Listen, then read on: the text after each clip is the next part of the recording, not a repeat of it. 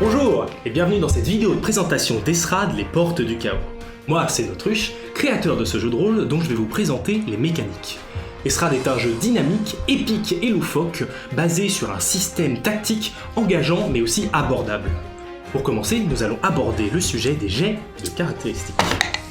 Lorsqu'un joueur demande d'effectuer une action, il est possible que le maître du jeu lui demande d'effectuer un jet de caractéristiques afin de savoir si l'action est un succès ou un échec. Les dés lancés lors d'un jet de caractéristiques dépendent du niveau de la caractéristique du personnage. Ces dés varient d'un dé 4 à un dé 12. Lors d'un jet de caractéristiques, le personnage lance 2 fois son dé de caractéristiques et garde le meilleur des deux résultats. Par exemple, lors d'un jet de puissance, si le personnage a 2 niveaux en puissance, il lance 2 dés 8. Il obtient un 2 et un 6, il garde donc 6 comme son résultat final. S'il avait un niveau en puissance, il lancerait 2 dés 6. S'il en avait 3, il lancerait 2 dés 10, etc. Lors d'un jet de caractéristiques, si l'un des dés tombe sur sa valeur maximale, il explose. Le dé est alors relancé en ajoutant sa valeur précédente, ce qui peut mener à des résultats impressionnants. Si un personnage obtient néanmoins un double 1, c'est un échec critique. La situation dégénère de manière parfois drastique et les joueurs devront en assumer les conséquences. De manière générale, le résultat attendu lors d'un jet de caractéristiques est de 4 pour une tâche relativement simple, 6 pour une tâche moyenne, 8 pour une tâche difficile, 12 pour une tâche très difficile et 20 pour une tâche quasiment impossible. Il est également possible que le MJ demande des jets de caractéristiques hybrides, comme un jet d'escamotage discrétion pour silencieusement déverrouiller une porte, ou un jet d'endurance acrobatie pour escalader une montagne. Dans ce cas, le personnage lance un dé de chaque caractéristique et garde le meilleur des deux. Le chaos est partout en Esrad. Il s'agit d'une force mystérieuse se trouvant en chacun de ses habitants. Et puiser dans ces forces leur permet de développer des talents surnaturels. En utilisant vos points de chaos, ou PC, vous pouvez utiliser des sorts, des compétences, mais aussi changer l'apparence de vos armes à un court instant. Lorsque vous faites face à un échec et que tout semble perdu, vous pouvez faire trembler le chaos.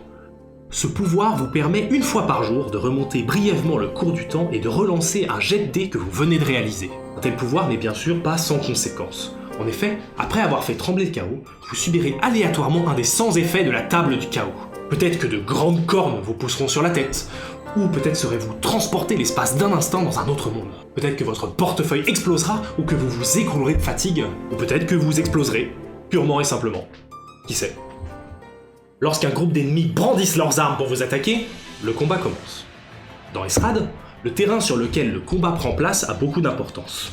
Certains terrains vous offriront des bonus lorsque vous vous mettrez à couvert dedans, tandis que d'autres vous infligeront des malus.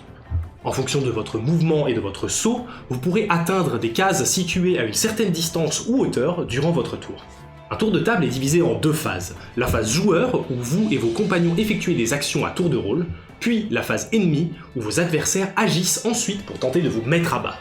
Chaque joueur peut lors d'un tour se déplacer puis utiliser une action pour par exemple attaquer, utiliser un objet ou se cacher, et une action complémentaire pour se mettre à couvert, changer d'arme ou échanger un objet avec un allié. Lorsque le MJ vous attaque, il lance un dé 20, ajoute les modificateurs de l'attaquant et vérifie comment vous encaissez l'attaque. Si le résultat est au-dessus de votre fenêtre haute de vitesse, l'attaque vous touche complètement et vous subissez tous les dommages. Si le résultat se trouve entre votre fenêtre haute et votre fenêtre basse de vitesse, vous esquivez partiellement l'attaque et ne perdez que la moitié des PV que vous étiez censé perdre durant cette attaque. Enfin, si le résultat est en dessous de votre fenêtre basse de vitesse, vous esquivez complètement l'attaque et ne subissez aucun dommage. Lorsque vous subissez les dommages d'une attaque, vous interceptez ces dommages avec votre défense s'ils sont physiques ou avec votre résistance s'ils sont magiques. Si les dommages subis sont plus bas que votre première fenêtre, vous ne perdez aucun PV. Mais attention, si les dommages égalent ou dépassent votre dernière fenêtre, vous êtes mis au tapis en un seul coup si l'attaque vous touche intégralement. Et voilà donc les règles de base d'Esrad, les portes du chaos. En espérant que ça vous a intéressé, vous pouvez suivre notre campagne de jeu sur Twitch et YouTube et retrouver les avancées du jeu sur ma page Instagram. A bientôt!